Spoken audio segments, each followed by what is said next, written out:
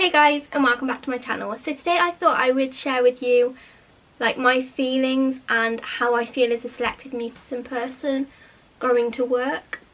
Like, it's tricky, I'm not gonna lie, and I'm not gonna like hide things from you because it's not gonna be at any point me making this video if I'm gonna like keep things from you.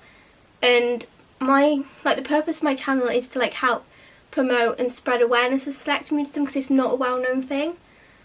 So obviously these are things that I'm feeling. Like, everyone's different. Some people might feel similar in like similar ways with like different anxiety disorders, but obviously as a selective mute, it's what I go through, so I thought I'd share it with you because I have a job. I've had a couple.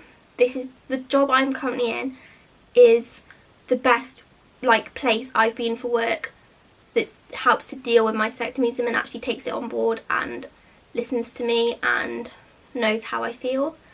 So I just wanted to share with you how I feel, because it could be that if there's someone else watching this with selective mutism, that you don't feel alone and that I'm going through it, other people are going through it. We all feel very similar ways. As I said, we're all different, but there might be some things that you feel that you didn't think anyone else would. But I can guarantee I probably do. I have a lot of feelings and emotions. Yeah, as I said, it helps a lot that those that I work with are very supportive and very understanding of me and patient. Okay, so the biggest thing is like, very often like people ask me about it, like how do I deal with customers when I've got selective mutism. Like, you have to talk to them, and it's like, yeah, I know, it's a bit of pain in it, but yeah. So I do talk to customers, talk to them normal. These are people I'm not going to see again, or I'm very rarely going to see them. Obviously we have the same customers returning. At the moment it's quite good with masks, but to be honest, it doesn't bother me. It's like when I perform for like dance shows, I'm never going to see half these people again. So I just sort of like put like that performance side on. And as I've said, like with acting, like I would happily, if someone come up to me and said, hey, come and audition for this, I'd be like, yeah, sure, I'll come and audition. I can't put myself out there, but if someone like come up to me and said, you know, do you want to do this? I'd be like, yes. So that's sort of like the character I put on when I go into the shop. If I just went with how I would be and how my feelings and let that overtake me, then it would be a very different answer. And some days it's hard, some days are easier. Like sometimes I'll just walk into the shop and I'll be like, yes, I've got this, I know what to do. Other times it's like, yeah, I don't really know what to say to the customers. Like obviously I'm fine, like I deal with the customers, like it's not going to stop me. But yeah, so it helps that we have, not like, okay, we don't have a script, but the things that we say are all very similar, and there's a structure to what we say and like how we say things, and I'm good with that because it's like reading a script, even though obviously it's not a script. Every customer's different and we treat all the customers the same. Obviously every customer isn't the same, but we treat them equal and we adapt what we say to how the customers are and like bouncing off and like feeding from you. So that's quite cool, but obviously there is a structure to what we say and things that we have to say to the customers. So that's quite good because it sort of like builds up in my head what to say, because personally I feel like I'm behind with like my language and social skills, just because I know I've talked about it in my other selective mutism videos. Like, I feel like I'm 5 years behind because I didn't start talking to people till I was 5. So the first 5 years of my life I didn't develop any social skills because I couldn't talk to people. So it wasn't till I was 5, and that's when it got diagnosed anyway. No, got diagnosed at preschool, but oh well, we'll figure that one out. But yeah, so obviously like that helps to just have like that little bit of a script, I suppose, to know what to say. Otherwise I'm like, yeah, I ain't got a clue. But I've sort of like developed, like through conversation as I've grown up and got older, I've developed what to say in like certain situations. And yes, you do overthink a lot. I overthink a lot. But it's sort of like, when you're with a customer, you can just focus on the customer. I find it very difficult if people are watching me. Obviously not the customer, but like other people in the shop, like customers or staff, like very good, because they all know that I like freeze up and then things just aren't going to go right. So obviously when I'm in the shop alone with a customer, I'm probably a bit more confident because it's just me and the customer. It was like that when I worked at a preschool.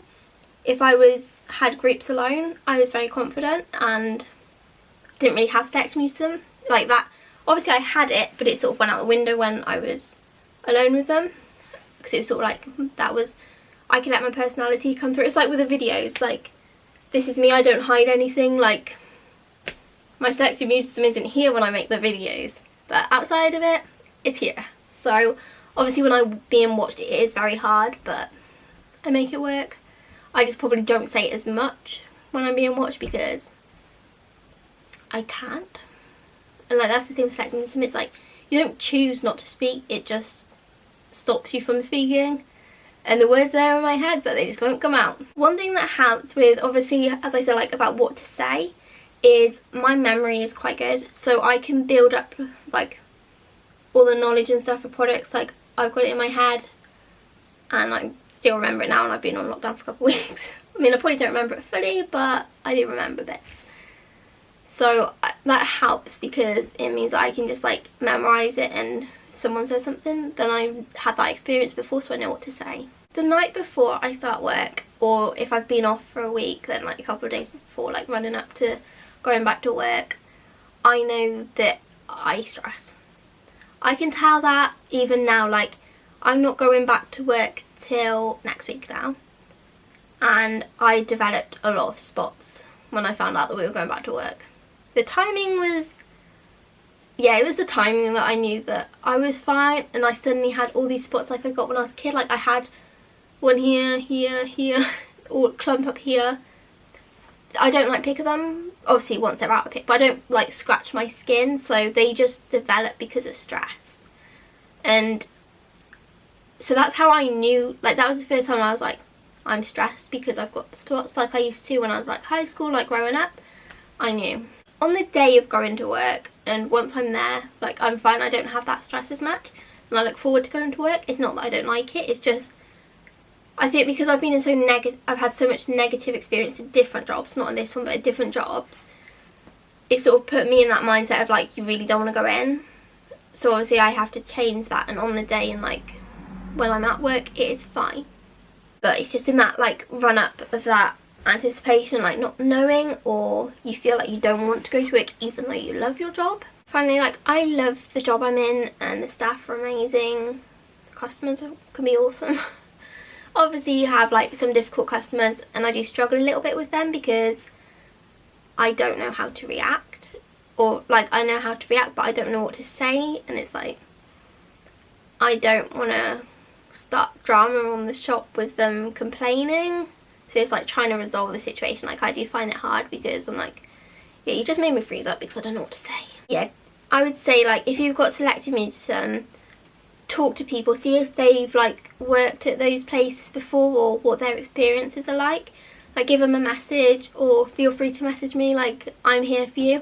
But it definitely helps to have a very supportive team, which I finally found.